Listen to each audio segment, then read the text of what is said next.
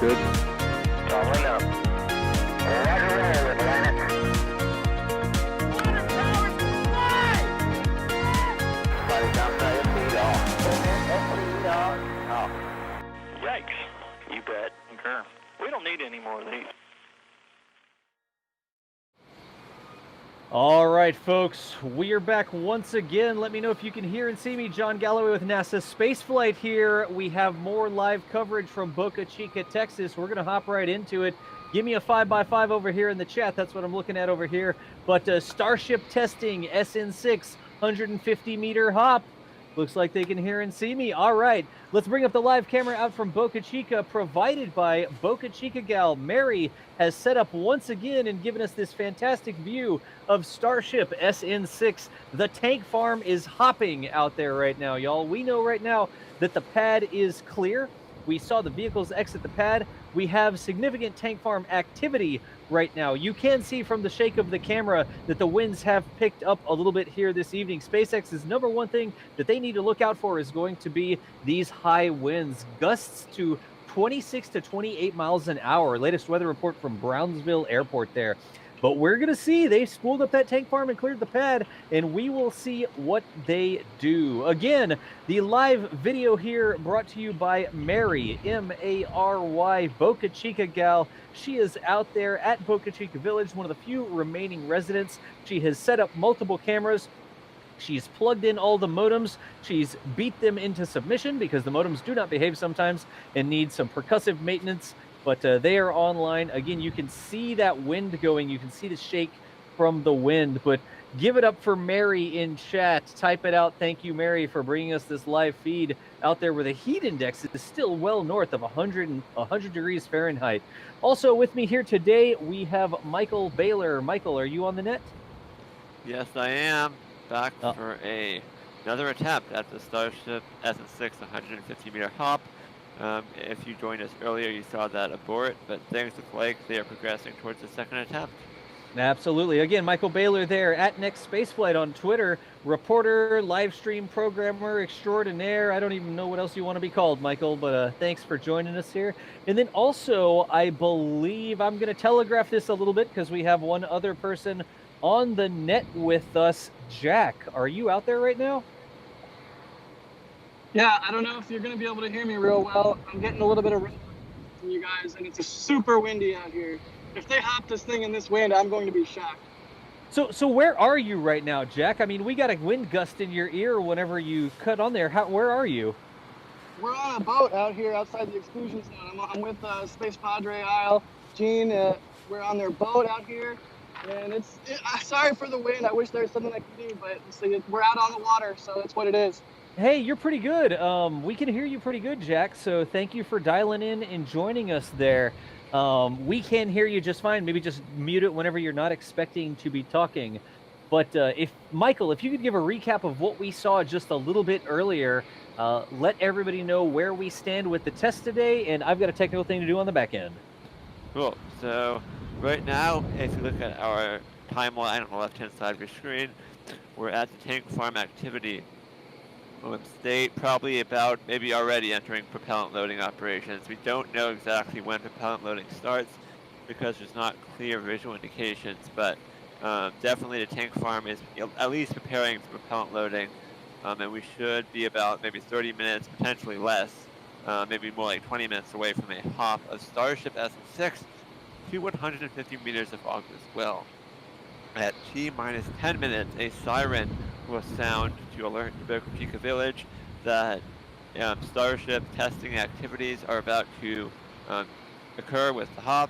That'll be our indication that we are at about 10 minutes out. And again, we have this really high quality ambient microphone out there with Mary. So when the siren sounds, you can be assured that you will hear it as we do. So that's the thing we're looking forward to hearing. And then after that, the launch will hopefully occur if everything is perfect. And then hopefully that'll be followed by the landing. And then it will take them a while to save the vehicle. We saw with Starship SN5, it actually took them days. They basically just had to let the propellant in the vehicle boil off before they could reopen the pad. So we probably won't get to pad reopen or road reopen this evening, but hopefully we will get to the vehicle safing portion of the timeline. However, right now winds are very high, so there is a chance they could have to abort due to weather, but the current visual indications that we're seeing are that they are still progressing towards a hop attempt. Gotcha. Yeah, and I'm continuing to work here. Go ahead, Jack. I would say maybe. I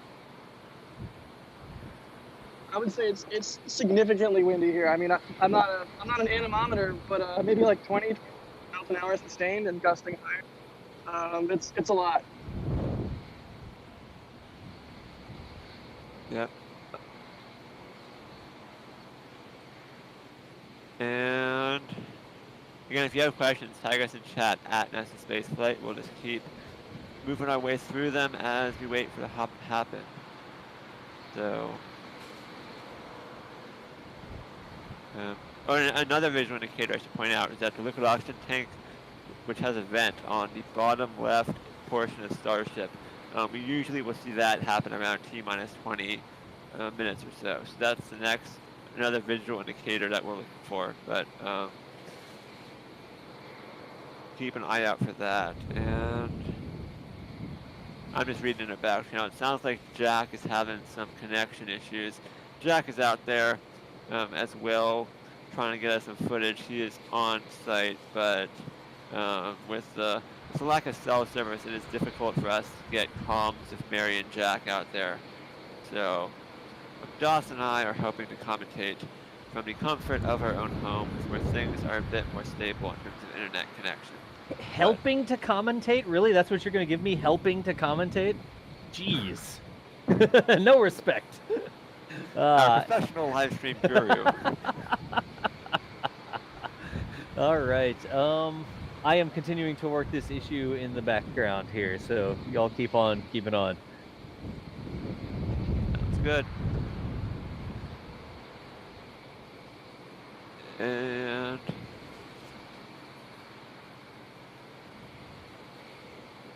can SN6 not overcome windy conditions? Asked Martin Smith. I'm not sure what the exact wind limits are, but since it's a test flight, they're pretty conservative with weather. They want to make sure they give themselves the best opportunity to succeed, because if the vehicle were to have an unplanned disassembly, that could damage the surrounding infrastructure and lead to a significant delay with the Starship program. So they don't want to do anything that could make the flight any more difficult than it already will be for the vehicle. Meanwhile, Moldy Space Industries, thank you for the $5 super chat. We appreciate Michael. it. Yes, Jack. Michael, I think you underestimate the amount of YOLO in this program. The amount of YOLO in this program. You only launch once? Anyways, Moldy Space Industries, thank you Yeah, I for mean, $5. this isn't Cape Canaveral. This is Boca Chica. I mean, I don't know that they would launch in this wind. It would be crazy if they did, but it's certainly not Cape Canaveral where they have all of the same range restrictions. I mean, SpaceX makes their own game here. So if they want to go, they'll go. Obviously, they're not going to do anything stupid and try and damage any of their stuff intentionally, but Elon has talked previously about envelope expansion. Well, this would sure expand the envelope.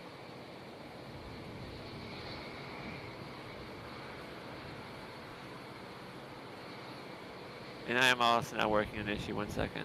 Yeah, thank you. We're all working issues today. We're all working issues. The actual video you were seeing from Mary is working, so that's the important part. That is the important part, yeah.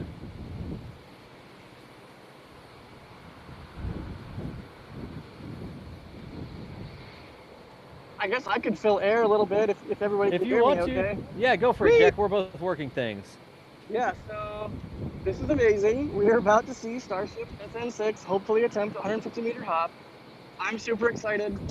I'm extremely grateful to Gene and Rachel from Space Padre Isle. Go follow them on Twitter if you're not already. Like, I seriously can't thank them enough for bringing Lauren and I out on their boats. Oh, Tim's joined. The wild Tim is There joined. we go. Did we get it working? I think. Hi guys, can you guys hear me? I don't know. You'd have to introduce yourself before I can tell if I can hear you or not. What's up, buddy? Oh, hello. This is Tim Dodd. I call myself the everyday astronaut though sometimes on the internet. on the internet. That's your superhero name? Are we using our made-up names? Because I'm DOS. Hi. DOS, I just learned today your name is not DOS, is it? My name is not DOS. I'm John Galloway with NASA I- Spaceflight now. I had no idea.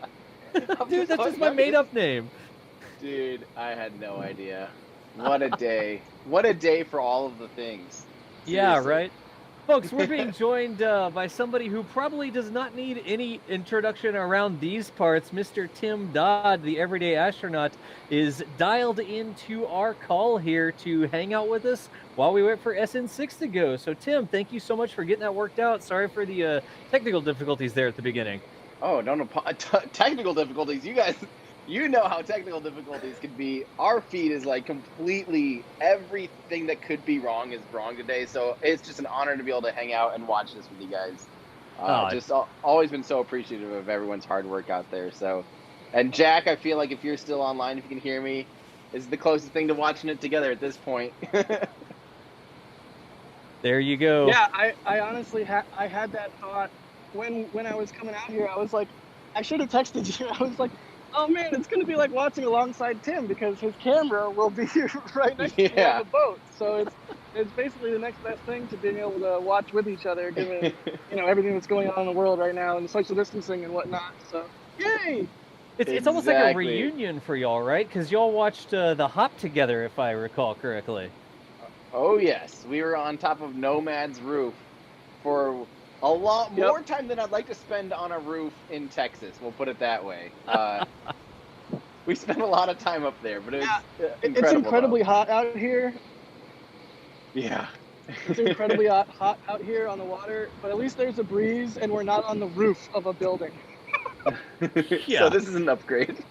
I mean, the roof acts like an oven almost. Not only do you get the direct radiation down from the sky, but it bounces a lot of it back up at you. So it's like double-edged sword standing around on a roof. So look at that serious venting happening from SN6 there. We are getting a significant amount of vapor from that bottom vent.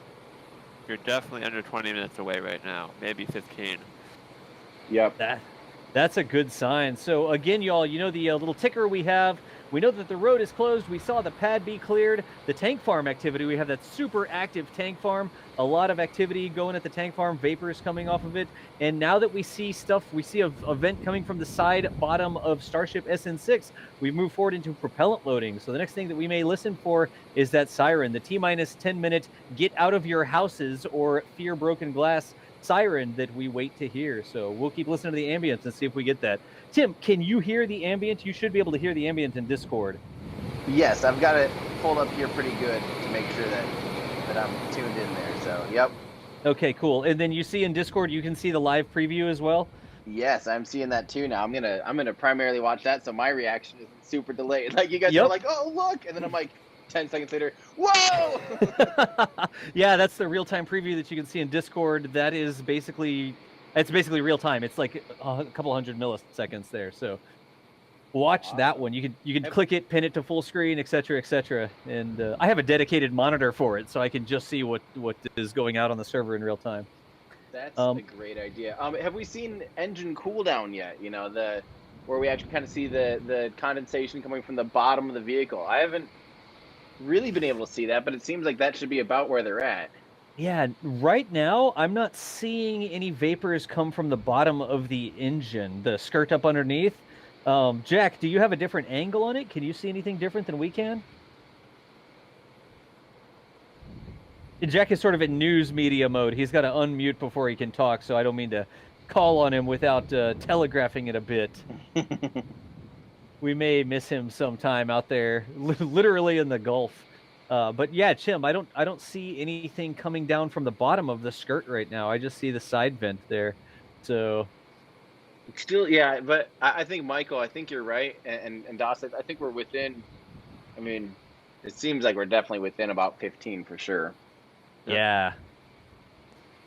We'll see. Awesome. We will listen for the siren, and I'll dive in as soon as I hear the siren. I'll up the ambient audio. Usually we keep it a little bit low so you can understand us, but I'll crank it up so we don't miss the grand tour, the get out of your houses grand tour of the siren there in Boca Chica Village. Yeah. I'll be honestly pretty shocked if they launch today with it being so windy. I mean, look, you can just see it there in the clouds of condensation there, how windy it is. And as Oh Jack yeah. has mentioned, I mean, it is 20 mile an hour, 32 km/h winds. It's substantial. This would definitely be, as Jack said a moment ago, this could be pushing the envelope, like getting some testing outside of what they would probably normally be comfortable with. But, when you're doing a slow hop like this and you're almost empty, don't forget this vehicle has very little fuel in it relatively. So it's not very heavy, so it's a lot more prone to being thrown around by the wind compared to, if this is a fully fueled vehicle, especially, fully fueled, super heavy, and the Starship someday, it would be a lot more robust and a lot less prone to wind, being a concern. So people are asking, like, how, is this going to be something we're dealing with constantly? Like, oh no, there's a little breeze, we can't launch a rocket today. But hope, once the vehicle's fully loaded up, it'll be a lot less susceptible to wind. Yeah, you get a lot more inertia when you have the full mass of the fuel in there. A little bit harder to push around when it's fully fueled. I'm checking the weather. If I pop back over to the NASA Spaceflight Weather Center, let's check in with DOS and see what the wind speeds are. Oh, thanks, John. The wind speeds are currently 15 miles per hour at the southeast, but it's gusting 28 to 30 miles per hour gusts. Wow. So the wind is still serious business out there. The base wind has died down a little bit, dropping to 15. It was up above 20 earlier, but 28 to 30 mile an hour gust is nothing to play around with. So we know that SpaceX is going to be watching that, and they will make the call as to whether or not it's safe to launch. Back to you, DOS, John, whichever name I used. All right, so anyways, so we're continuing to stand by.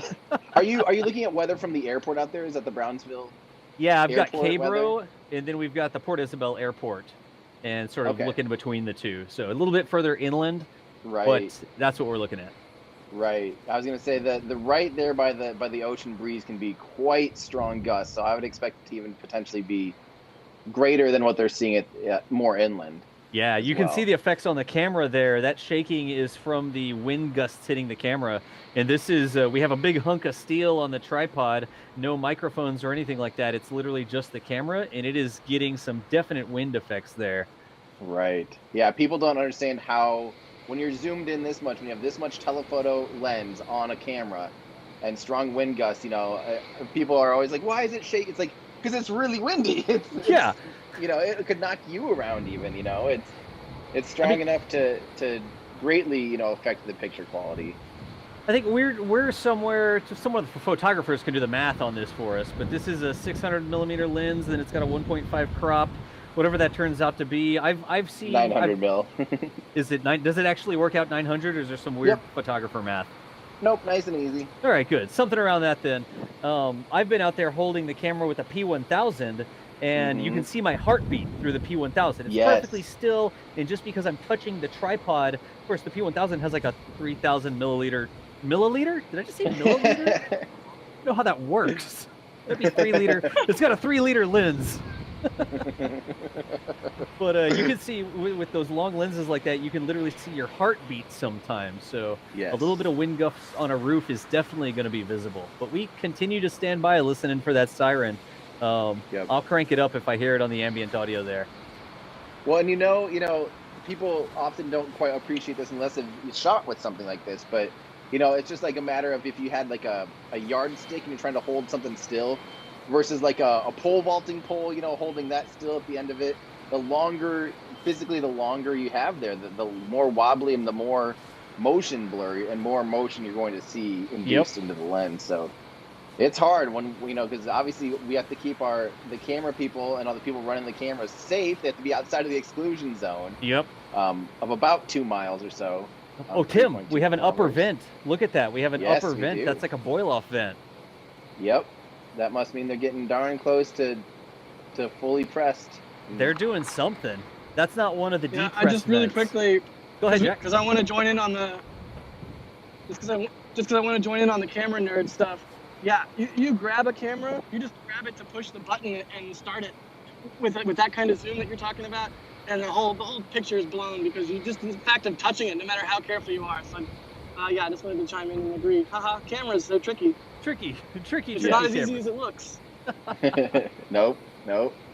And But yeah, check with Mary. I do not believe we've missed a siren here, right? So I'm going to check Don't in with think her. Y'all so, keep no. going.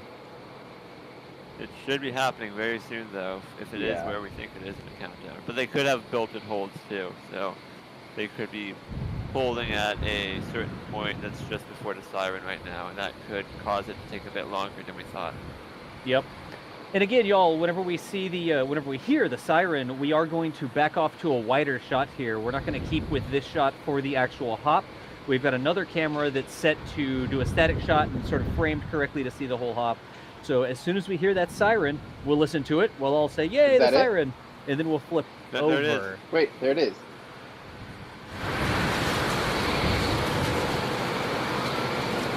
Yeah, I do hear it. Yep. It might be like more like 9 minutes coming from the other side of the village, it sounds like. I don't think we heard it when it started. Right. I think we're within. Woo! Here we go, guys. Yep.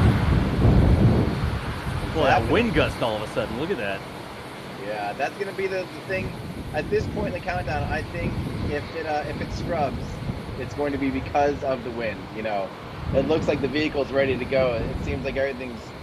They've got this figured out already. You can see the improvement, how quickly, you know, they really static fired serial number 6 on the first day of attempts. It took 3 attempts still, but they did it on the first day. That's a massive improvement. I don't think we've ever seen a static fire attempt happen the first time they tried, the first day they tried. And it really seems like they're getting all this stuff figured out now for sure. I mean, if it wasn't for the weather, I don't see any signs that they're backing off right now. So Yeah. we'll see. So I'm working with Mary here. I believe it's time for us to swap to the wide camera so we can get the hop. So we are going to have an expected loss of video signal just for a second as she swaps over. I'm going to tell her to go, go, go. That siren is going, and we are swapping over to the wide camera. Expected loss of signal here, y'all.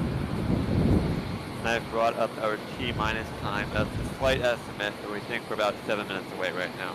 Yep. So there's that expected loss of signal. I'm just going to freeze it on the last frame. Well, or that's going to happen. One or the other. You know, I was hoping it would just keep that nice last frame in there, but there's the wide shot. Look at that. There we go. Yeah. I'm so glad that worked. Yeah, it's like a NASCAR pit stop. So I have to do the framing check real quick. That's my job. Let me make sure we have enough headroom on the Starship here. We might have to get you guys a A10 Mini. Oh, I've got one of those on my Hey, desk guys. right now. I have to unmute. Go, Jack. I have to mute and unmute every time I talk. So it's getting real here. So I'm gonna cease muting and unmuting myself and just start recording. So good luck. I'll see you on the other side. Yeah. Good luck, Jack. Yeah, so I've got one of the A10 Minis on my desk, but we don't normally run it in the field because it's like one more thing to keep up with. Right. But I actually use it backwards here. I'm going really fast. Let me see. Paste. There we go. I like the shot, how you can see the SpaceX employees and people kind of gathering, but you do get a sense of how windy it is. Look at those trees getting knocked around there. Oh, yeah. It is extremely windy. And I love seeing the orbital pad over there on the right. It is awesome. I was cool joking. shot. Somebody should go and cut the top off that tree so we have a better view of the orbital pad. That one little now the mesquite wind's just there. doing it for you. Yeah. So I think we're good. I will share with chat my super secret way that we determined that the hop altitude is correct. Watch the picture-in-picture really quickly here, y'all. And you can see, Mary, that framing is good if somebody could tell her via text. This is how I'm checking. Here's my present. Yeah. So I just stacked it up. I literally just took one, about 30 meters tall, and I went 30 meters, 60 meters, 90 meters, 120. So I have 6 stacks of SN6 there, and that means that it should stay in the frame if it does a nominal hop up to 150 meters. It's not rocket science, Tim. It's not rocket science. I love that. I love that. Double vent. I think, is that vent. an abort? Oh, You got a sustained double vent. That was Jack just Abort. calling it a sustained double vent from the side. Let's see what we get, y'all. I bet it's that weather. You think it's the wind? I almost guarantee it's the wind. I had a feeling. That's rough. You can hear it too. You can hear the abort. You can hear the venting on the ambient audio there.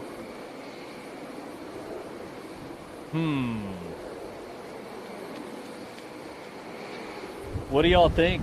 You think it's just a temporary abort? You think the winds will spool down in the evening? What are your guesstimations on what's going to happen here? Oh man, I have no. I feel like once this is definitely a full reset again if they're sustained double vent. So yeah, I mean they might be going again for this evening. But look how quickly they turned it around last time. They went out there on the pad just about an hour and a half ago. Yep. And we're already back. I mean, they're getting this stuff down. All of the little teething pains are starting to go away because they're able to reset really quickly now. So maybe they'll just look into the window to see when, when it's actually going to be less windy and see if that's an option today. That's what somebody said. They're like, oh, what? They're just going to do the same thing again? That's boring. They should do a higher hop or something. And no, the entire point of this is they need to be able to repeat it. They're working on their processes. The team is getting practice with it. The entire point of this is not to hop higher or wider or do a backflip or anything like that. The purpose of this is to test the fueling, test the recycles even. Just make sure you get experience running these operations because Elon wants these things to fly, doesn't he? Yeah. That's exactly right. We're seeing them just learn how to tame the beast. I mean, this is a whole new set of everything for them. It's still a relatively new engine, still a relatively new fuel, still a relatively new ground system equipment. There's so many things for them to still have to figure out at this point. And this is good. I mean, this at the end of the day, this is still good. Yep. Again, it's experience, right? I don't want them to just blow this thing up because they rush through it. Every time they go through it's almost like a dress rehearsal. Every time they go through the count, every time they do a recycle, guess what? Countdowns and recycles aren't going anywhere. There's something that are always going to happen. So gaining experience, dialing in that process, making so the team can recycle faster and faster. I mean, they get it down pat, and even an abort is good for the team. Right.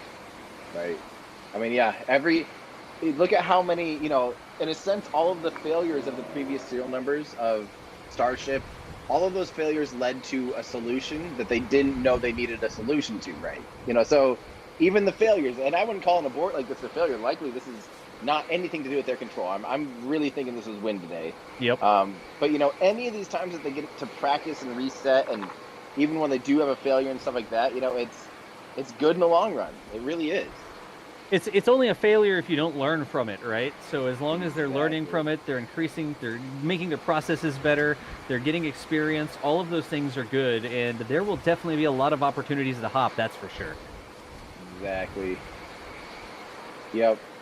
Are we still getting a... What did Elon say on Twitter? Didn't he say anything like straight up they're trying to refine the launch process and get the flow down more smoothly or something? I'm butchering the quote, but yeah, it was something along the lines of they want to get this process more smooth, and obviously none of us want to see an abort. We want to see it hop, but this like you guys are saying, this will be part of that data gathering process. Even if it's something out of their control, like you're saying, Tim, it's the wind. And I bet you it's the wind. Yeah. Being out here and feeling how gusty it is, but I mean, even if it's that, it's still giving them data on how to operate the tank farm, how to pump the cryogenic fluids in and out. I mean, we all remember, what was it, SN3, the crumple pop, or was that, I think that was SN3, the one that had too much methane in the upper tank and ended up crumpling on itself. All of these things are data points in the graph that hopefully is trending upwards to Mars. Yeah. Jack, you said you were butchering the quote, and I was like, you can get a good look at a Starship by sticking your head up the aft skirt of a whatever, Raptor. Oh, I messed it up. I don't know. Wouldn't you rather take Elon's word for it? Yes. I support a Tommy Boy quote every day of the week. Oh, man. The crazy thing is actually, while we're looking at this view here still, Doss, when you pointed, when you stacked 6 of these on top of each other for the frame to make sure it fit, that's basically how tall the full stack's going to be. When they go orbital with this thing, it'll pretty much be that tall. That's ridiculous. That's ridiculous. God. Oh man, that will be a sight to see. Tim, we were talking about this earlier. How do you think they're going to move a super heavy booster down the road? A roll lift? Man. It's crazy. I think it's going to go horizontally. Right? Yeah. I mean, it's got to go horizontal. I don't think it can do that. I don't think it can do that, though. Why? Why? I just Because don't of the think- structural I don't loads? think Starship is. Yeah, I just don't think it's designed to be, take loads in that way. I think the payload user guide even says that it'll be transported booster to the pad, then Starship to the pad, then whatever's on top of the Starship tank section to the pad.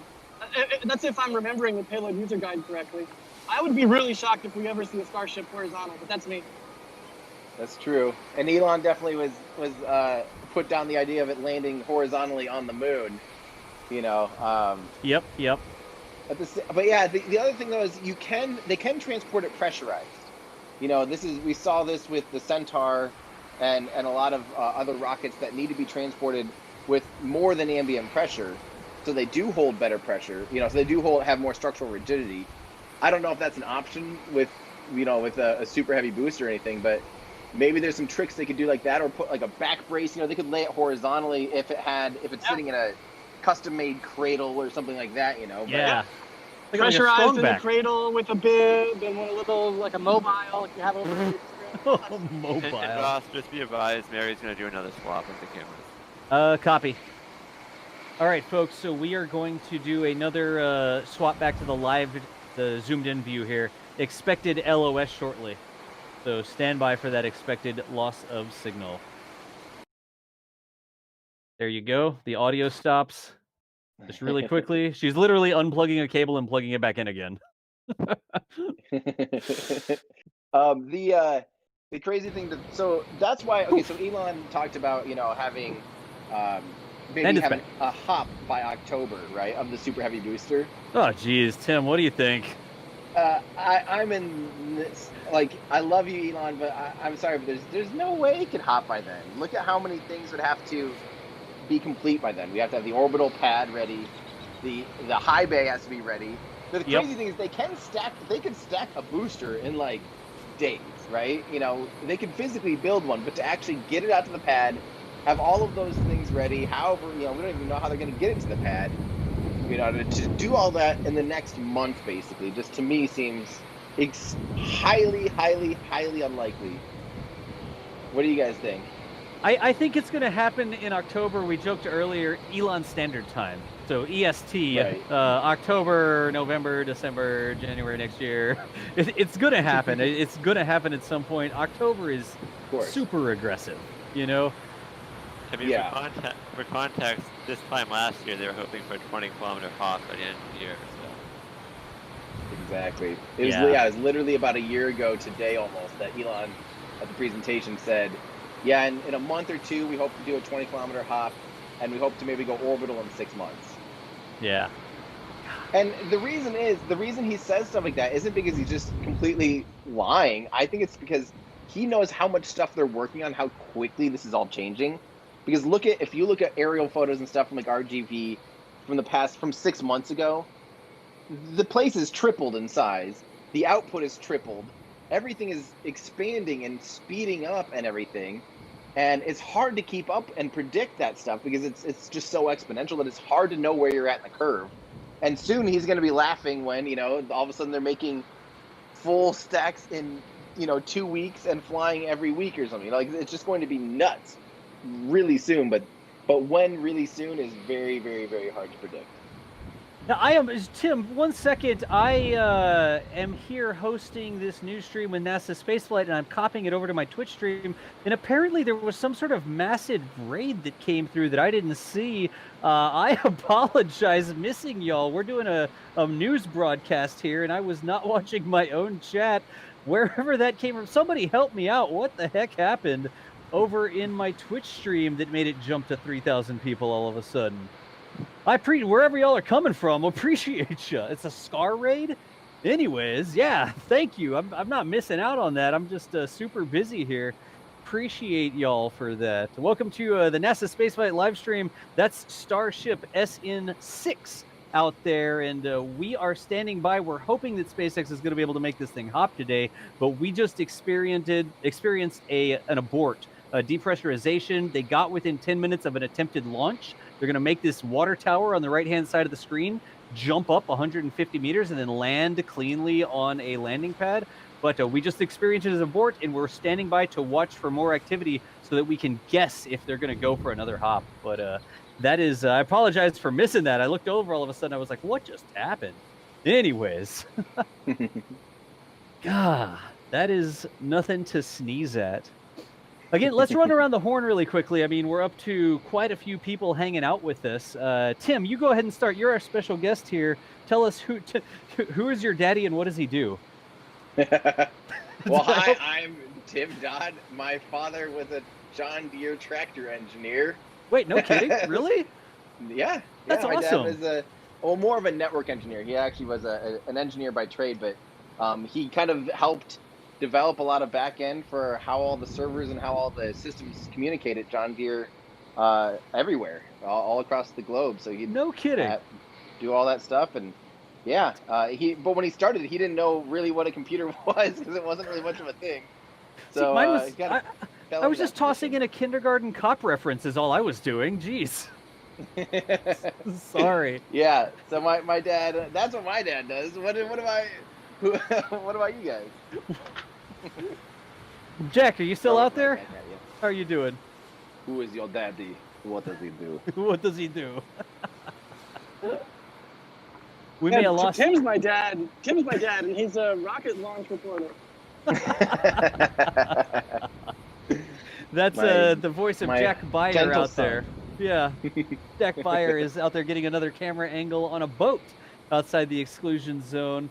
Michael, are you still online with us? Yes, I am. My dad's a software engineer. I was kidding. You didn't actually have to say that. Well, no. Well, that's what I'm doing now. So there you go. Tim like called my bluff. I'm gonna toss in the movie quote, and Tim's like, "All right, fine."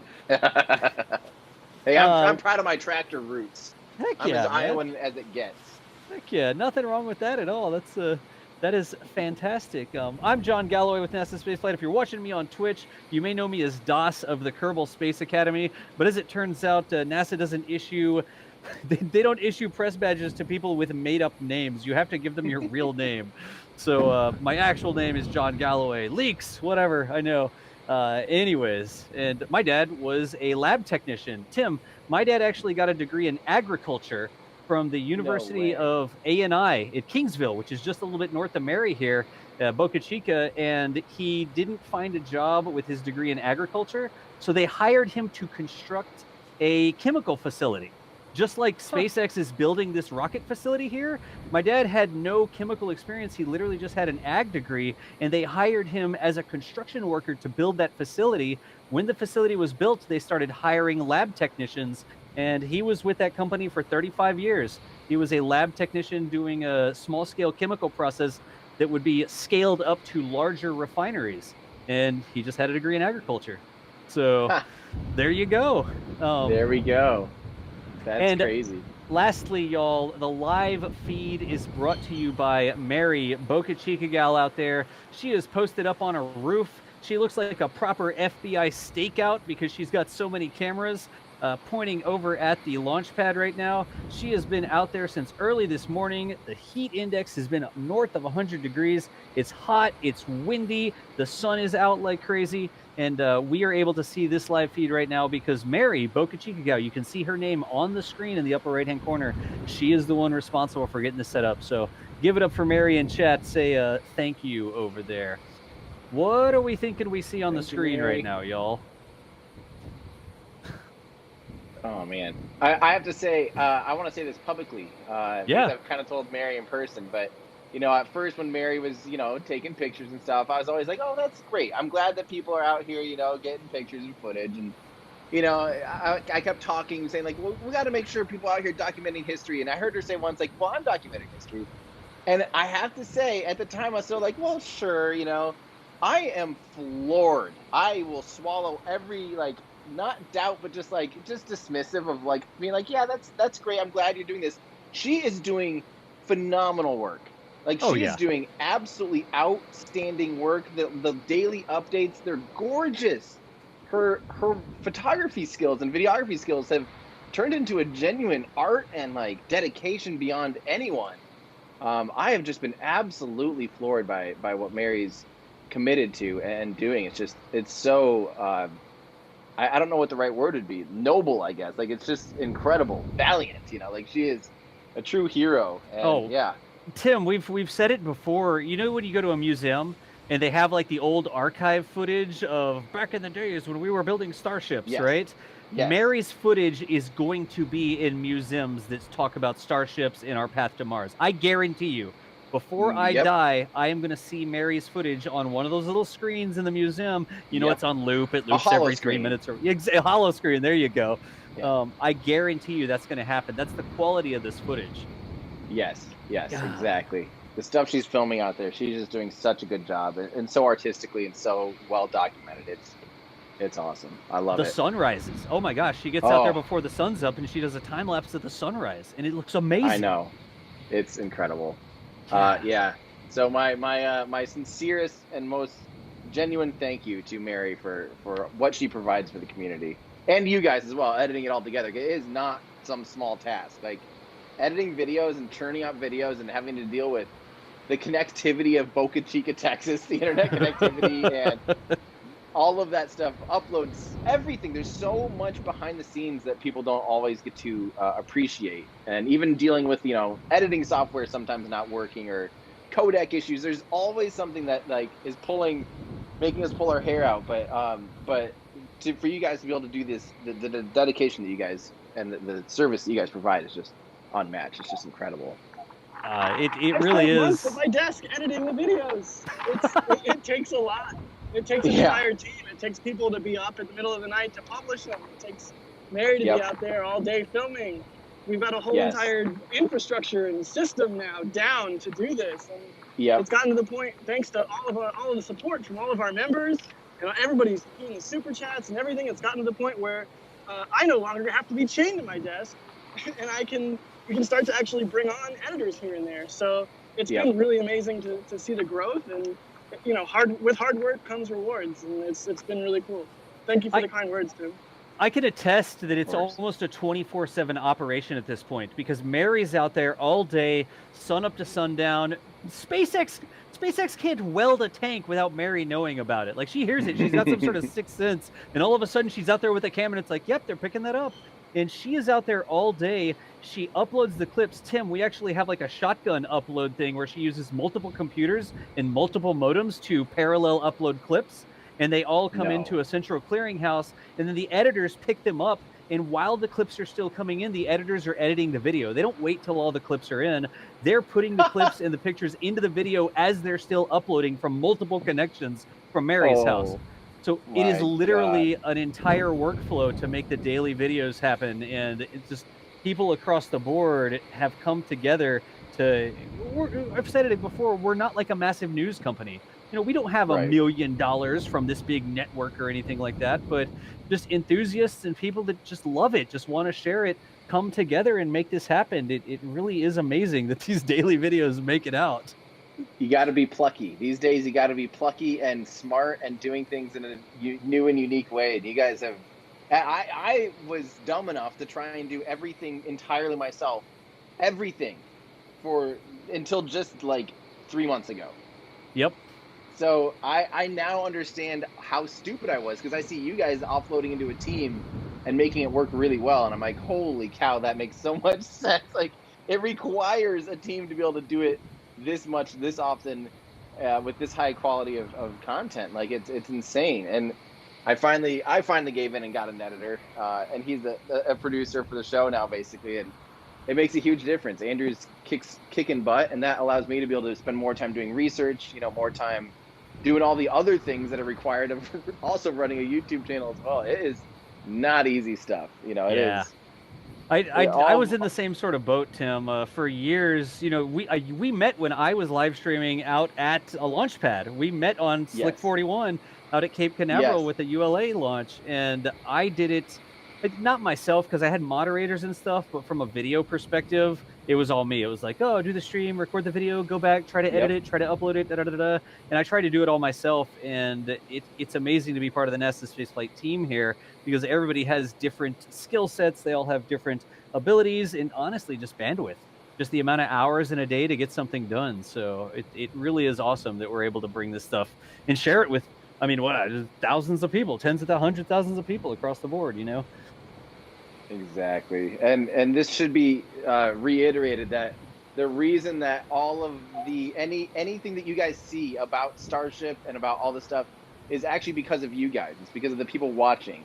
That's the only way this whole system works. If there's no one watching this and no one caring about it, no one telling their friends about it, no one being excited about it, there would be no views on YouTube. There would be no one to help make this thing happen. So it is through the generous donations of viewers, you know, that all just keeps turning into the pot. That's why you'll see, if you look at a year ago, the coverage that was out there was abysmal. You know, like, I streamed from a car in March last year, and like, it was the worst coverage ever. And then, you know, I started to try to upgrade my stuff, and since then everyone is just all putting all chips in, and just it keeps funding it, keeps it growing, and makes it so that, you know, the coverage just keeps getting better and more redundant. I mean, it's impressive. I'm really proud of the spaceflight community for what's happened. Yeah, absolutely. This is where the in-depth coverage is. This is, and you know, the term new media gets thrown around a lot, but the in-depth coverage of this sort of activity, the people that really want to know what's going on, they come to people like you, Tim, and they come to NASA Spaceflight because we are the ones actually going in on a deep dive, telling people what's going on. It's not just a newspaper article with a headline, SpaceX rocket failed or something, you know what I mean? Like, right. We actually, this is actually what the media is supposed to be now, given the technological advancements that we've gotten to. And it's really a trip that we were able to do this and bring these views to everybody. And yeah, team. Yep. Yeah, and that's the thing that I think people, you know, it's been an uphill fight for a lot of new media, we'll call it, quote unquote new media, to be able to get, you know, proper press credentials for things. But it's been hard for me occasionally, and I know all of us have had struggles like this, to be not bitter when there's some people out that, you know, they'll go to press events that literally all they'll do is they'll just regurgitate the official, you know, like NASA press release. They'll regurgitate it for an article and just stick a picture on there. Like, why is that? What is that? That's not news. You just, you know, like, yeah. And that's not everyone, but they would get a pass because they're quote unquote official media. It's like, I don't know. I'm glad to see the tides are changing though, and that you know, NASA, especially SpaceX, has always been very accepting of new media. But you know, to me, that's where the news is. That's where the coverage is. You know, right there. It's almost, I don't know the right way to say this, and I'm probably gonna mess it up, but when we cover the news, we really do care about it, right? We're into it. I've got a shirt on that says I'm a Texas tank watcher. Like, I've watched these tanks so much, and I know, oh, there's that one vent and there's this other vent. And if you get a professional news anchor out there, I'm not going to say that they don't care about what they're covering, but they're not really the same as the sort of community coverage or new media coverage. Yeah, there's the Texas tank watcher shirt. Nice.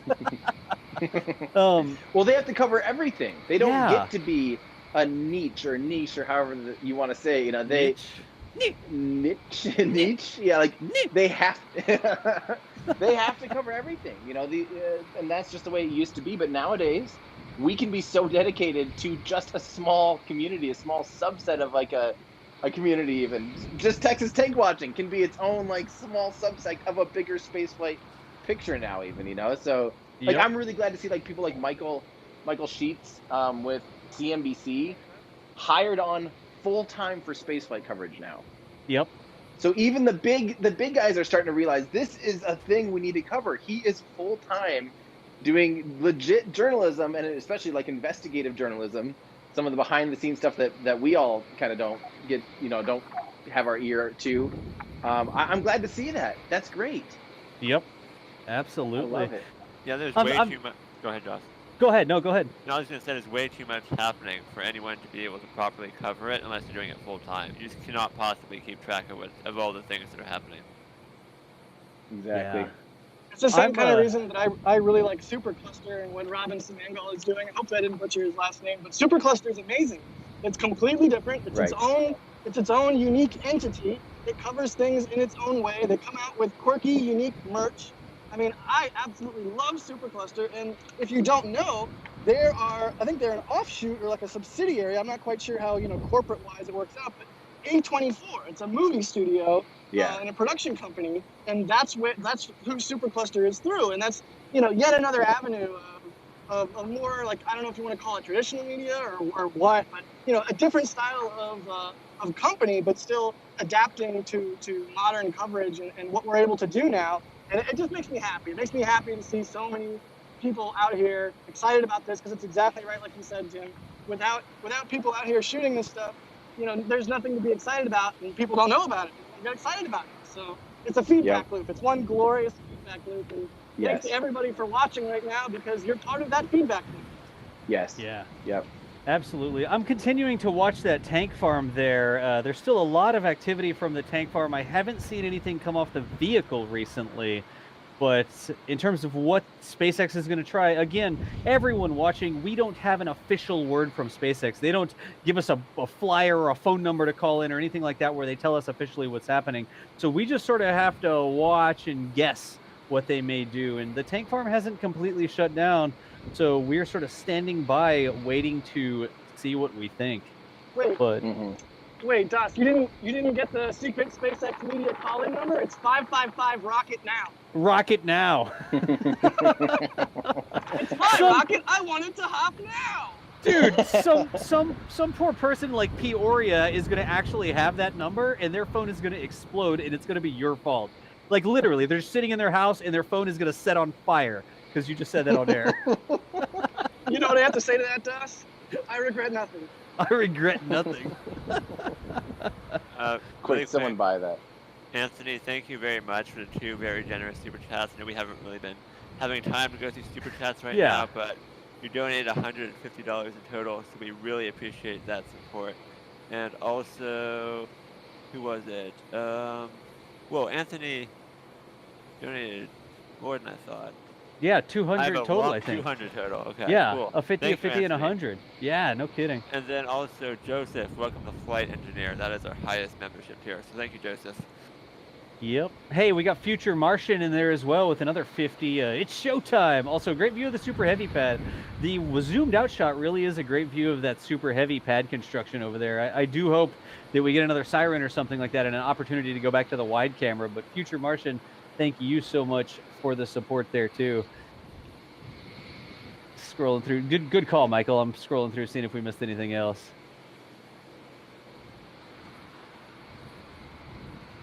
It's awesome. Yeah, it really is.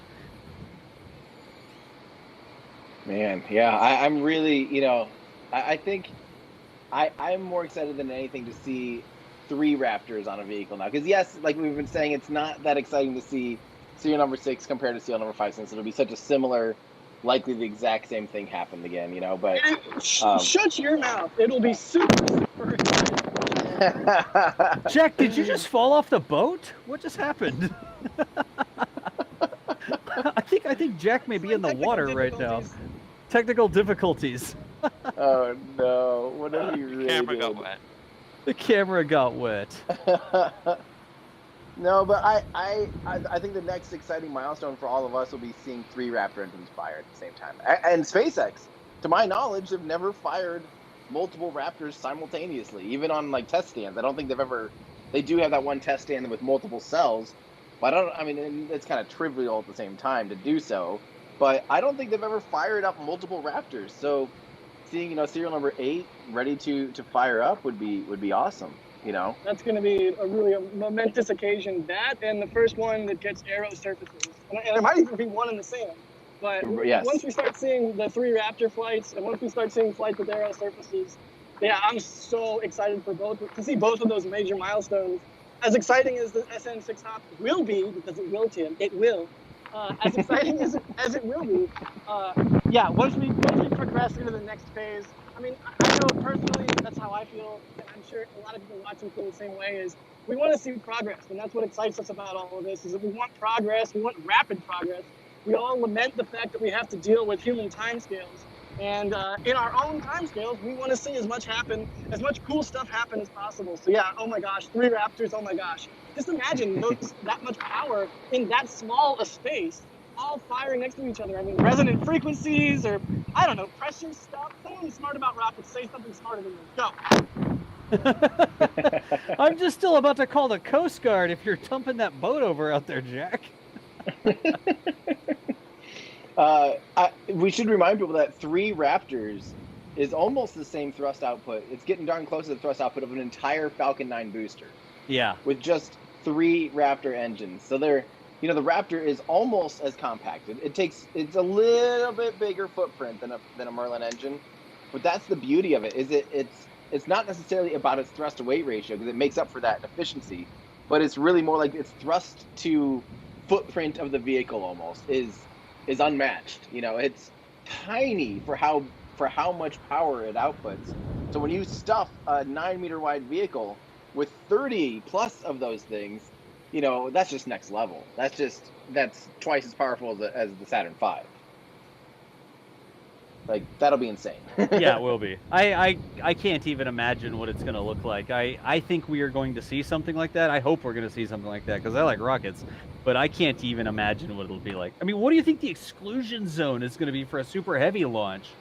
Like Mexico? Actually, that's not that far away. So yeah, Mexico is closer than South Padre Island. Yeah, Mexico's like 1.7 miles away or something like that. Jack, do you think? You've stood obviously on the south portion of South. You did that today, even. You've been on the south little leg there of South Padre Island. And can you see how easily can you see serial number 6? Now imagine that 6 times taller. That's going to help a huge amount when it's that much taller because you can see serial number 6 going across the bridge, and you can see it on the island. But it's hazy. Even though it's only 5 miles or so, but it's hazy is the issue. You're looking through a lot of hot, salty sea air or whatever you want to call it. So, but when the vehicle's taller, it's gonna. So right now I'm looking back at South Padre Island, and I can see the high rises that are there. That are 20, 30 stories tall, and I can see them plain as day. So you better believe this vehicle is going to be super visible from South Padre if we ever do a full stack from Boca Chica. And it's going to be really, really a sight to see something that utterly massive. And I have no idea what the exclusion zone for that would be like, but that's probably why Elon's talking on Twitter about sea platforms or whatever. Just because the sheer power contained in a vehicle that huge, fully fueled, it's got to be like close to a small nuke or something. Well, that's the thing to remember is granted this vehicle is slightly smaller diameter than the first stage of the Saturn V, but it's way taller, significantly taller, and it doesn't taper. But not only that, methane is a lot more dense than hydrogen. And hydrogen is used on the S2 and the S4B second and third stage of the Saturn V. Yep. So basically, if you were to fill up a Saturn V worth of like methane, it'd have a lot more potential energy, a lot more, go juice basically. And the Starship will have so much more than double the amount of potential energy as the Saturn V, which also means its exclusion zone might have to be bigger, almost double than the Saturn V as well. Yeah, at the end of the day, it's going to be a ridiculous rocket. I don't know. Is there a better way to say it? It's a ridiculous rocket. I really want to see it fly. Can you imagine seeing it land? Good grief. Oh God, no. It'll be like seeing an entire full stack Falcon 9 land. That's how tall just the first stage is. Yep. Is as tall as an entire, maybe even a little taller, slightly taller than an entire Falcon 9 rocket with the first stage, second stage, and fairing. That's utter madness. That's just crazy, and it makes sense why they start with the second stage, with Starship first, is because just that alone is such a complex and hard problem that, if they want a system that's fully reusable, that's what they have to do. They have to get it done with Starship first. That's really good context. It would be the size of the entire Falcon 9 stack. That's crazy. Yeah. And way wider, 3 times as wide, basically, And y'all, if you're just joining us, if you're wondering what's going on, the current status, we are standing by for SN6 to do a hop. We do not have an estimated time. We see that the tank farm is still active, so they haven't shut everything down, but we're not seeing any vapors come off the vehicle itself. The tall tower, the silver tower on the right-hand side of your screen, that's Starship SN6, a Starship prototype. that SpaceX is working on here. So hopefully we see some vapors start to come off the side of that, maybe a vent from the side of that, some vapors coming down from below as it condenses against the cold metal that the cryogenic liquids are put inside. But as of right now, we do not have an update on exactly when that might be. It is hopeful that they have not shut down the entire tank farm. It looks like they're still trying to leave their options open in case these winds cool down. But the winds gusting to 29 miles per hour, definitely a significant factor here as they try to fly this puppy. Yeah, Yeah. just to remind everyone, the road closure window lasts until 8 p.m. The TFR, the temporary flight restriction, lasts until 12 a.m. And the notice that Mary got said that testing would be between 8 a.m. and 8 p.m. So we think 8 p.m. local time is probably the end of today's window, but the TFR is the one thing that they cannot move very easily. So maybe they could really push things later, but that's unlikely. Most likely they have until 8 p.m. tonight. Yeah. And don't forget, we do have the SAOCOM launch Oh, coming up geez. potentially in about 2 hours, but that's also looking quite likely to get scrubbed due to weather over in Florida. Obviously, these are very different locations here. The camera here is Boca Chica, Texas, the southernmost point of Texas, but yeah, there's supposed to be hopefully a SAOCOM launch today over in Florida, but that, just like Starlink earlier today, is probably going to get scrubbed for weather too. Yeah, I think we were 60% chance of violation, so only a 40% chance to go. Last I hear that. Did I switch that wrong, or is that correct? No, that was correct. And That's correct. Yeah. Chris G just tweeted a screenshot of the current radar, and there is thunderstorms all across the area right now. So it could be even lower than, or it could be even higher than 60% no-go right now. It might be more like 70. I don't know exactly, but it's not looking great. Gotcha. Yeah, I was really hoping to see 3 SpaceX events in a day, so maybe all this stuff will move to tomorrow. Starlink, SAOCOM, and the Hop, and we can still see the world's first trifecta as far as I'm concerned. Yeah, absolutely. That would be. I really want to see these things. I mean, Tim, I keep saying, if we're going to have any number of people actually living and working in space, launches are going to become maybe not a daily, but a weekly thing where you need these things to be back to back, and we can't shut down the whole range for a week just because the weather was bad or something like that. So I really look forward to living on a planet where we're launching these rockets so frequently. Yes, exactly. That's we're gonna have to trust rockets more soon, and maybe even allow the range to be clear even during flight procedures or something. Like, a lot's gonna have to change to really increase the cadence and make it less of a big, more routine, less trivial. There's gonna have to be a lot of increased confidence and increased understanding, but yeah. All right. So this is the part where I get to wax crazy a little bit. Uh-oh. So, is there a cat out there, Jack? You have a cat on the boat with you? That we get to live in a world with, like you're saying, Das, where they expand the ability of what a rocket can do, because you can't shut a range down just because it's windy for a whole week or something like that. And I think a lot about 100 years ago or so, 120 years ago, something like that, right at the start of flight becoming a more common thing. And I really sincerely hope that we in our lifetimes are in a similar, part of the cycle, but for rockets instead of airplanes. And that we get to see over time something that was once considered like a daredevil type activity, like, oh, a barnstormer, you're gonna go fly a plane, good luck. Turn into everybody going on commercial flights. That would be really, really, really amazing if we could enter into a world where, just think about planes. Planes land at airports in zero visibility conditions or in high crosswind conditions. Instrument flight rules are a thing. And there's visual flight rules, which means you can see everything and everything's cool and chill. But there's instrument flight rules, which means you can't see anything often.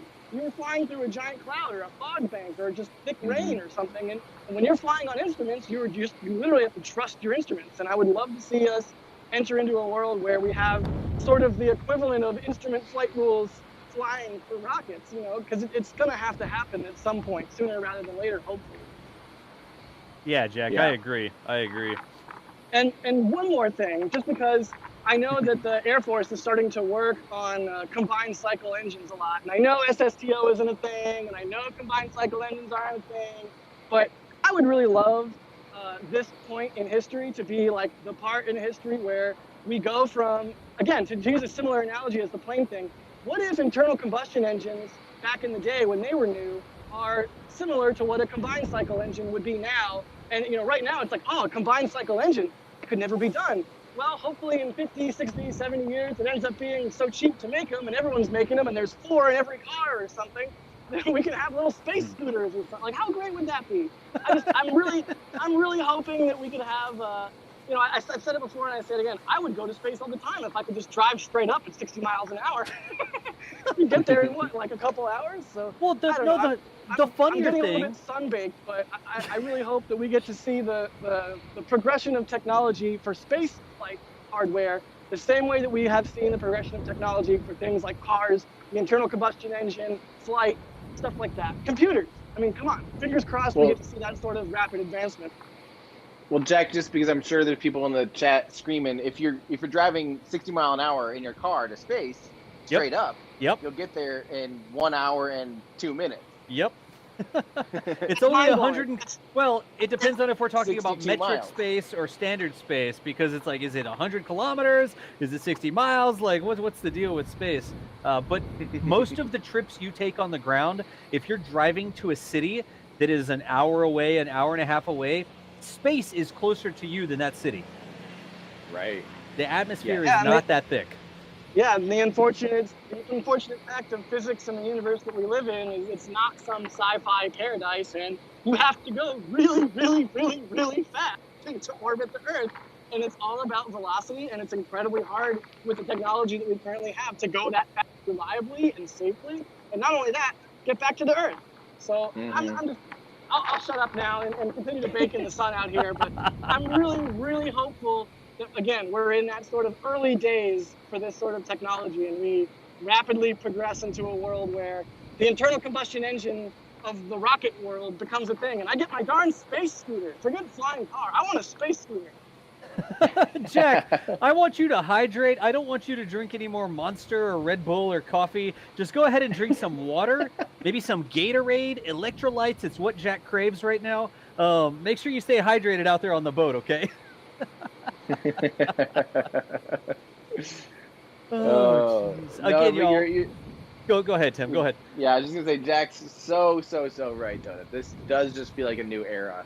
This does feel like the changeover from barely being able to do it, like the Wright brothers, like just kind of barely being able to fly, and then eventually, industry just keeps pushing and pushing and pushing until it becomes routine, until no one's out there even thinking twice about planes anymore. They're just a normal part of life. I hope that this is the beginning of routineness for spaceflight and a problem solved, basically. Yeah, absolutely.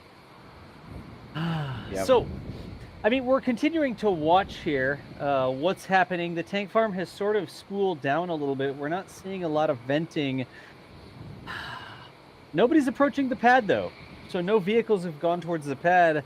I wonder, are they standing down for weather? Are they waiting till the end of the window or something?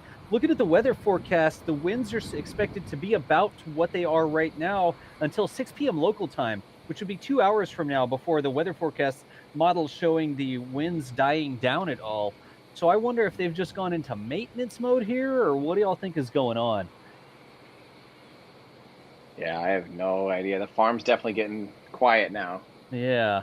It's still going, but it's nothing really happening on the vehicle itself. Oh, definitely not on the vehicle. As you say that, Tim, the vehicle's breathing. Yeah. Oh, Looks like a double vent again. I don't know if they're depressing or what. The vent is straight at us, and you can't really tell, but it is venting in the middle. Yep. You can hear it. You can hear the roar of the vent. Let me turn it up just a bit here. There's sort of a jet noise sounding thing there, and that is that vent. The vent comes straight at the camera from this position. So I wonder if they're not relieving the pressure once again. Whoa. yeah. It's hard to tell if this is resetting to go again or if this is like detanking for the rest of the day. But because don't forget, they have a few different modes of pressure basically. So when it's just sitting there, they likely just keep it slightly above atmospheric pressure, like just enough to kind of, you know, pressurize it from the inside a little bit, like a soda can. Just very little. But when it's ready for flight pressure, they take it really high. I think somewhere between 5 and 6 bar is its operational flight pressure inside those tanks. So that's twice as much internal pressure of the tanks as the Falcon 9 rocket. So they regulate the pressure in those tanks a lot and have a lot of control over that. So I'm still confused about, like, when is it detanking? What's it doing now? Is it lowering down to, you know, like total detank pressure? Is it, you know, it's so hard. I'm not enough of a rocket scientist to understand all the different things that are happening at all different times, but yeah. Yeah, and remember, even just with the rocket sitting there, it heats up. It'll warm up, and so you have to. It's literally boiling. The cryogenic liquids are normally gases, and when you cool them down like this, you put them in what's literally a big tea kettle. The sun hits it, the outside temperature warms it up, and as it warms them up, it's going to increase the pressure. So you have to sort of maintain the pressure there a little bit with some venting or some sort of backflow system into the farm or something along those lines. So it's not just like a bucket of water sitting there. You don't just pour the bucket in and then we all sit around. Making this thing stay at the right temperatures, making it stay at the right pressures with the right amount of fuel to give it a hop. Are they going to put some more in? Are they going to put some more out? Is it liquid? Does it need to be pressurized? Do they need to relieve some pressure? It's a delicate balance that they have to go through to keep this thing stable as it sits there. Again, the cryogenic liquids are not like water. They don't just sit there, whatever, who cares? That's one of the things with RP-1. If you've heard of, not if you've heard of, but like the Atlas rockets, United Launch Alliance Atlas rockets, they'll load their RP-1 in the days before because RP-1 isn't a cryogenic fuel. RP-1 is just a refined space kerosene, basically. And RP-1, because it doesn't have to maintain its temperatures or pressures like that, can just hang out in the tanks. No big deal. Then they'll load the liquid oxygen in, which is a cryogenic. But here, everything they're putting into this vehicle is a cryogenic liquid. So all the tanks, all the temperatures, all the pressures, everything across the board has to be balanced by these engineers as they wait for their window of opportunity to hop. Mm-hmm. Yep. And I saw someone ask in the chat real quick, they asked, like, what was the deal with the 8.5 bar of the test articles? Well, don't forget, they're trying to test beyond, you're trying to get your, your, what's that called? I can't think of what it's called, but Factor of safety. There you go. Margin of error, margin of safety. Yeah. You're trying to get that 1.5 factor of safety. So you're over-engineering it to be able to withstand 1.5 of the amount of loads, or of the loads that you're expecting to see. So that's why we were seeing them push it to 8.5 bar. Is that it's kind of acceptable of, of 4 to 5, 4, 5, 6 bar they're going to have inside of it. Yeah. That's Tim. You know about the Boeing 777 wing test, where they had those new wings and they started to test them under load, and it was like 152, 153, 154, and then the wings broke. That's a 1.5 safety factor. Aircraft do the same thing, where the normal operating loads are going to be this, but when they build it and then when they test it, they try to design it so that it can do the 1.5 safety factor there. So there's literally like a famous video where it gets the 154% of rated load and it just goes bam, and the whole wing just flies apart. Yeah. Yep. And it's crazy how much those wings flex too. Almost, it looks like they almost, go up and touch, look like it's like hugging itself or something. Yep. It's crazy. But again, y'all, we're still watching. Have you flown on a 787 yet? Is it me? Yeah, I have. Yes. Has anybody? I don't know if I have. The wing flex is insane. When you're on it, it's crazy. I mean, I'm glad they tested them how much they did, because it's almost slightly unnerving how much those carbon composite wings flex. When you're on the runway, you're sitting there and you look out the window and the wingtip is sort of like at your level. And when you take off, the wingtip literally goes up above the top of the fuselage. You can see it if you look out the window when those wings take the load on those carbon composites. It's crazy, but it's all engineering, right? It's like somebody knows it's supposed to do that. Like this, they know that stainless steel tank is supposed to be able to sit there and hold its own weight as long as they keep it pressurized, yada, yada, yada, whatever they do. So people, it's not like somebody didn't run the math, Some smart cookies out there. Yeah, us armchair engineers can only speculate and guess about how much hard work there is on every I love when people are like, have they ever thought about this? You know, like people would be so worried. I'm like, yes, that's literally probably a team of people's job is to worry about what you just, you know, panicked about. Like, has anyone thought about the wind or something? You know, or But the what about the what wind? about the, you know, I don't know. Like, yes, I'm sure literally there's probably a team of people that have like studied it and done feasibility and all, you know, all of the different things you can do for that one little concern, you know. Yep. Yeah. Somebody needs to do the Yeah, it's really easy to spend SpaceX's money and resources when you're not SpaceX.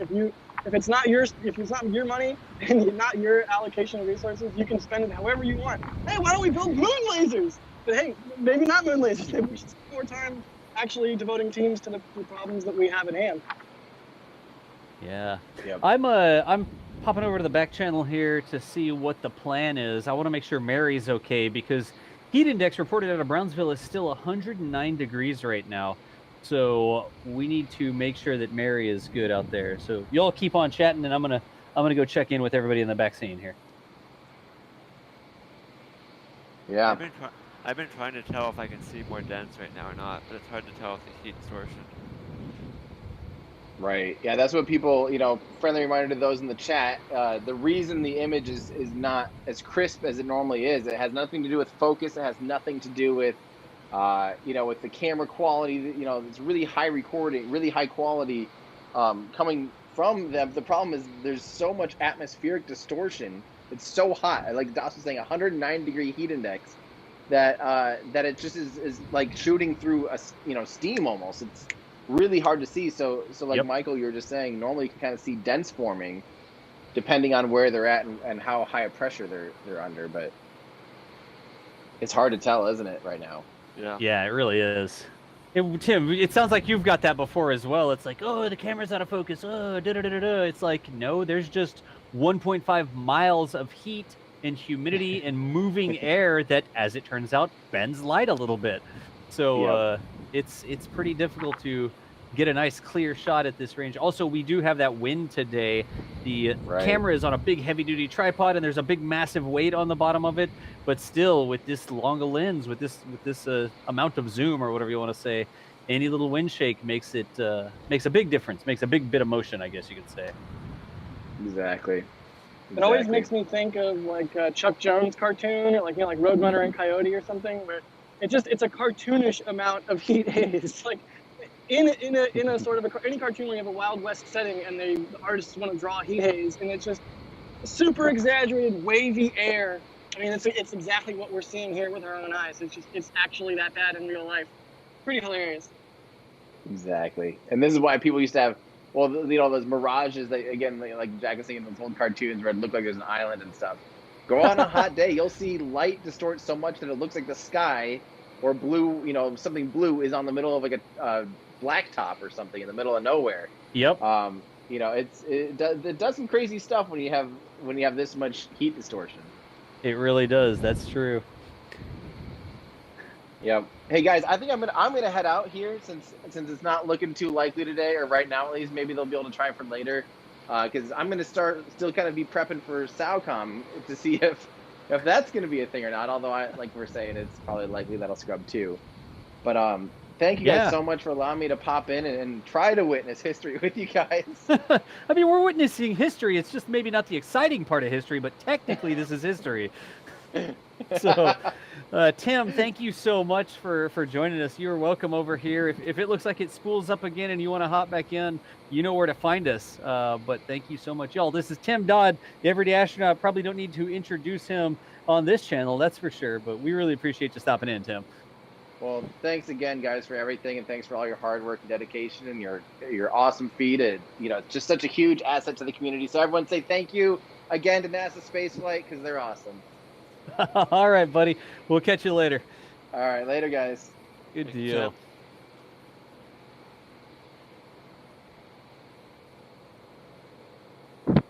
Okay, I love again, that we y'all. can do that. Yeah. It's like one of our superpowers, honestly. It's like when we had Tim and Scott Manley on, and we just had that whole party stream. I love when we do stuff like that. It's an awesome community, and we're all friends, and it's really cool when we all get to hang out and watch tanks together. Yeah, it is. I like that it's part of the infrastructure here where we can have remote guest dial in and we have remote camera feeds. We've swapped between the Cape and Wallops, and we've done a co-stream where there's stuff happening here in Boca Chica, then we cut over to the Cape and here's another thing. And I mean, just all this infrastructure that we have that allows us to share the content. I like doing this. This is really cool that we're able to make this happen with the resources we have available, you know? Speaking of resources we have available, while we hang out, I could run some super chats real quick because an awful lot of super chats have come in while we're hanging out here.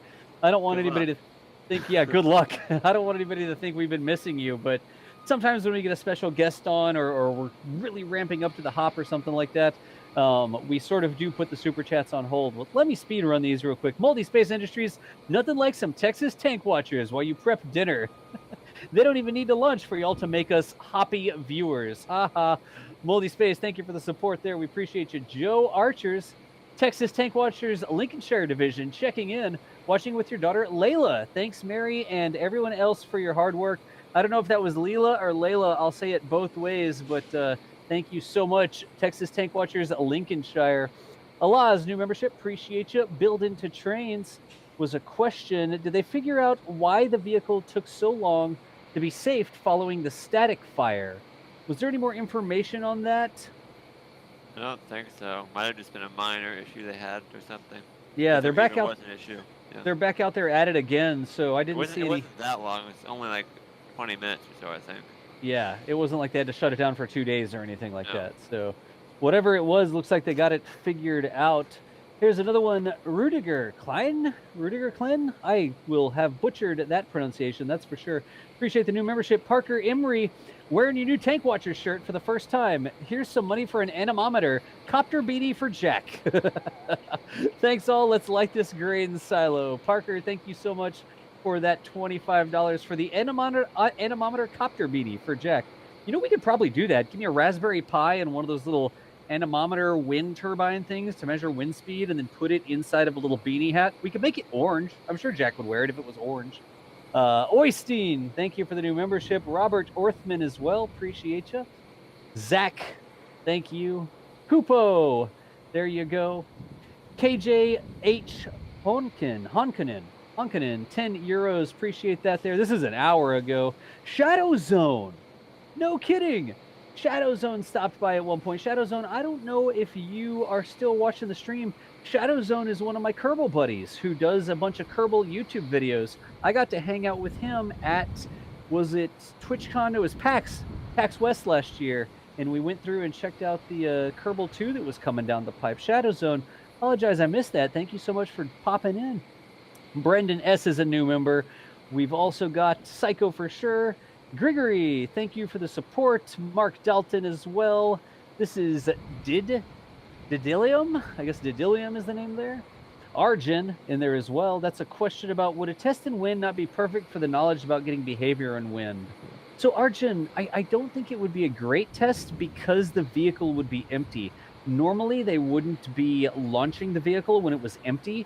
And remember, like Tim was mentioning, the less amount of fuel they have in there, the less mass, the less inertia it has, so the more it would be affected by wind gusts. So I don't know that there would be, I mean, certainly you could always learn something, but I don't know that that would really be what they were looking for in terms of a wind test on an unfueled vehicle or a lightly fueled vehicle. Erdos, was that? Wow, did I say that one correctly? Erdos Boy, 516. Let's make a little step towards Mars today. Hey, even if we don't hop, we're always making steps towards Mars, that's for sure. Ron Smith, detank or replenish and reset. Ron Smith, we don't have any official word on exactly what they're doing. It does look like the tank farm has spooled down significantly here. We still have 3-4 hours left in the window, so we'll see what happens. No official word on detank or replenish and reset. Heather Nichols, thank you so much as well. Heather said, again, like I said to Tim earlier, I love the collaboration of the community. You all rock it. Look at you. That's very funny. Thank you for the support, Heather. We appreciate you. Some Belgian dude says, you guys thought about setting up a point-to-point connection using antennas with a wired connection? It might be cheaper than those modems. We've looked at it, Belgian, but that is very much, it's very, very shaky when it comes to wind. And so probably what we're going to end up doing in the long term is some sort of point-to-point and some sort of cellular connection, so we have the best of both worlds. Again, we're connecting 4 different modems together for this, but not a bad thought there. Thank you for that. We've got Peter here for 200 huffs. That's Ferenci, it looks like. And there was another one, another 400 HUF. Could somebody Google that for me and tell me what an HUF is? Is this time to throw money at the screen? Tom Hatter's EMT equals Elon Musk time. Florence, if I'm pronouncing that right. Hungarian Florence, huh? All right, cool. We appreciate you there. Attilio, thank you as well. NASA Spaceflight and Tim, looking and hearing you guys together is like looking at the Avengers assembled. Nice. It's almost like an Infinity War sort of thing there, when we get all the band back together, I guess. Nikki, thank you for the support. John Chabowski as well. Could we get a launch status window? So right now, John, we do have a launch status window, but we do not have any indication on exactly what the launch status is, so we remove it. I guess we could make it say unknown really big, but we do have, when it is clear from the activity at the facility what's happening, we do have a window that we put up, but right now we don't really know what's happening. So we don't have a window we put up in these situations. Tom Sales says thank you to Mary, or says thank you especially Mary. Tom, thank you for the support there. Twisted Citrus hopping back in again today. Saw that name yesterday. I hope we get this hop today. SpaceX is amazing, and Mary, thanks for the setup, and I hope the crew is having a wonderful day. Good job, guys. Twisted Citrus, thank you for the kind words. Bobinski UT was in there. Let's see when that one appears or not. I guess that one went into the void, but Bobinski, thank you. Carlos Martins, thank you for the support as well. Says 10 euros.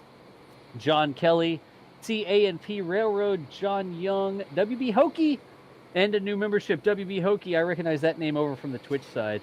Thank you so much, Hokey, for stopping in on the YouTube stream for NASA Spaceflight here. We've got Chiana's Geek. We've got Pradeep Dasari.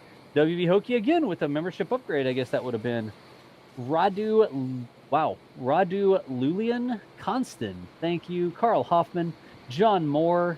There was another one, John Moore. Did you notice a prop load about 10 minutes? Add that together, 28, about 35 to 40 minutes ago at this point. I did see that venting, but it didn't look like it really went anywhere there. We got Ocean Reese Jones with a new membership. We've got Pradeep Dasari. Mary deserves super heavy respect. You guys are stars. Thank you, Pradeep. We appreciate the kind words there. Happy Hacking Video Blog hopped in, saying thanks for the patience and commitment to bringing us these great images and comments. Happy Hacking, thank you. I recognize your name as well. We appreciate you. John Moore, last super chat. There was prop loading about 20 minutes ago, lasted about 3 minutes. We saw that, but it didn't look like it was going anywhere, so we kept going. Ed W, buying Mary an ice cream cone. Good job. Thank you, Ed W. We'll have to make sure we can get an ice cream cone to Mary somehow. Also, Josh Paper Dragon, $20. Amazing. Wait, is this? Hang on.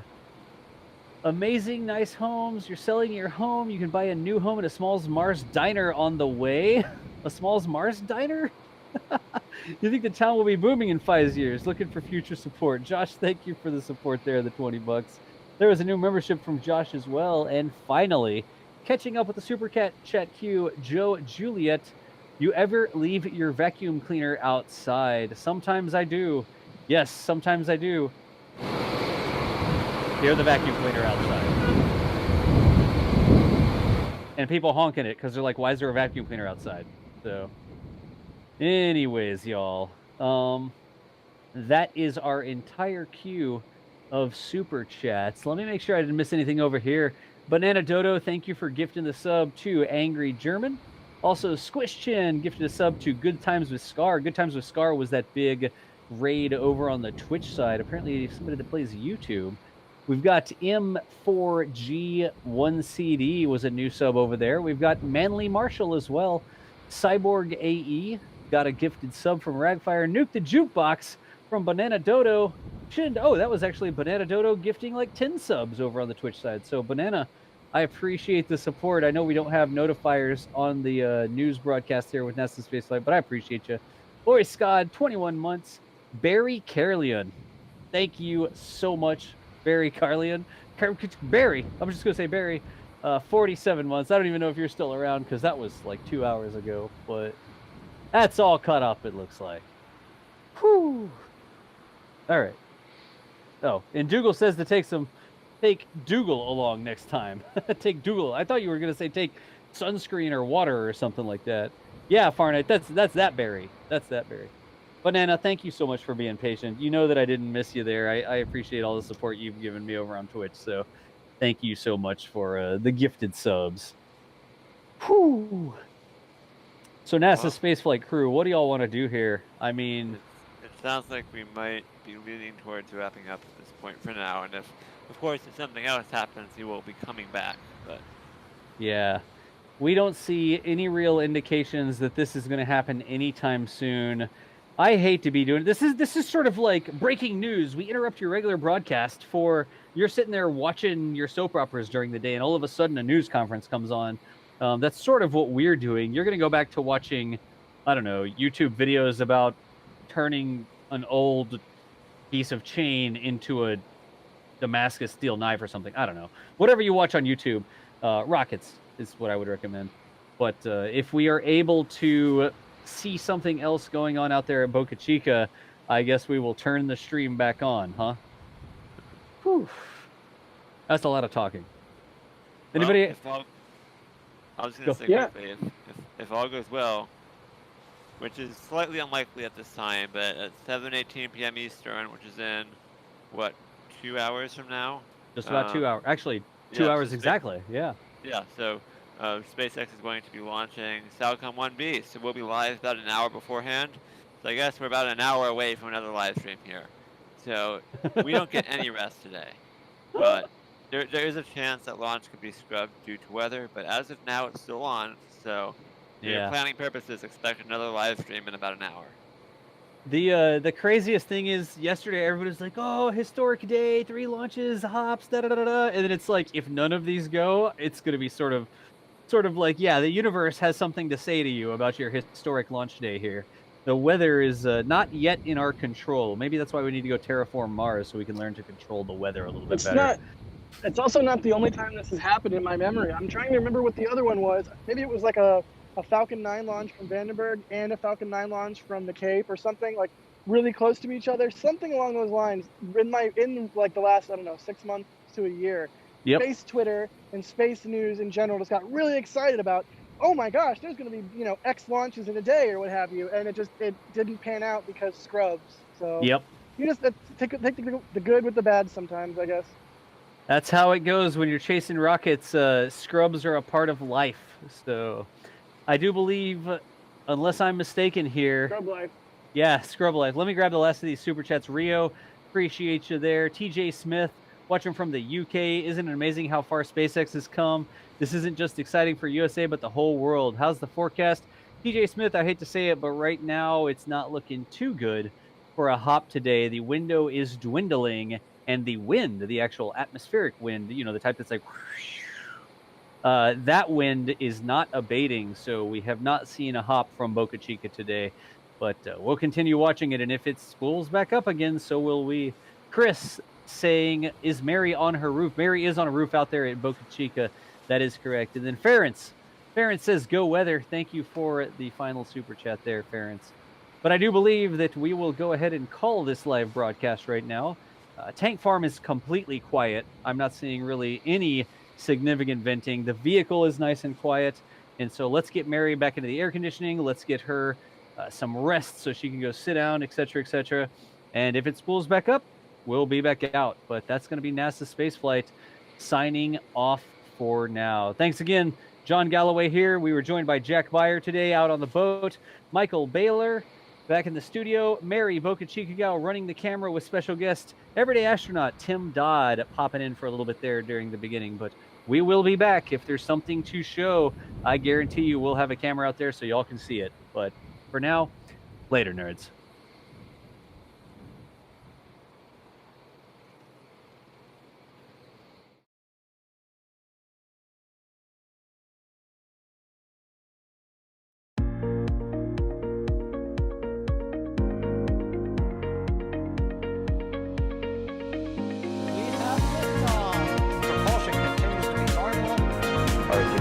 pressure looks good. Rolling up. Roger, roll, Atlantic.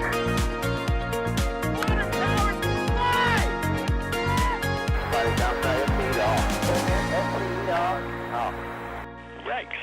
You bet. Concur. We don't need any more of these.